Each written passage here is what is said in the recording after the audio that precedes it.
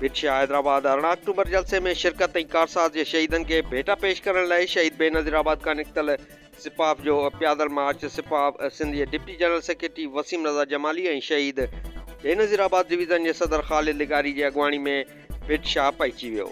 आला बाईपास खां पोइ बिटशाह पहुचण ते प्यादल मार्च में सिपाफ सिंध जो जनरल सेक्रेटरी लाला मुराद ख़ान बि शामिल थी वियो। मार्च में शामिल अहदेदारनि कारकुननि जो सिपाफ ज़िले मटियारी जे सदर असदुल्ला मेमन, जनरल सेक्रेटरी इम्तियाज़ पौड़, इतलात सेक्रेटरी जुनैद साले जखरे जो, नदीम सरवर ॼड़, जहांगीर ख़ासकेली, अलीम लाशारी ऐं ॿियनि शानदार इस्तक़बाल कंदे गुलनि जी वर्खा कई। अॻुवाणनि खे सिंधी सकावत अजरक जा तोहफ़ा पेश कया विया। उन मौक़े ते अॻुवाणनि लाला मुराद ख़ान, वसीम रज़ा जमाली, असदुल्ला मेमन ऐं ॿियनि जो चवणो त हीउ शागिर्दनि जो प्यादल मार्च आहे जेको राति बिटशाह जी नगरी में तरसण बैदि अॼु पंहिंजी मंज़िल तरफ़ रवंदो आहे। कारसाज़ जे शहीदनि खे असीं सुर्ख़ सलाम पेश करियूं था। 18 अक्टूबर ते हैदराबाद जलसे में समूरे मुल्क खां लखे माण्हू शरीक थींदा ऐं पंहिंजे क़ाइद बिलावल भुट्टो ज़रदारी जो ख़िताब ॿुधंदा।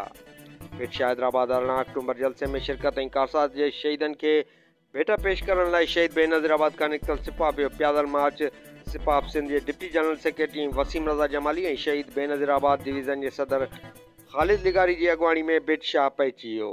वधीक ख़बरुनि अपडेट लाइ फॉलो करियो लाड़ वॉइस न्यूज़।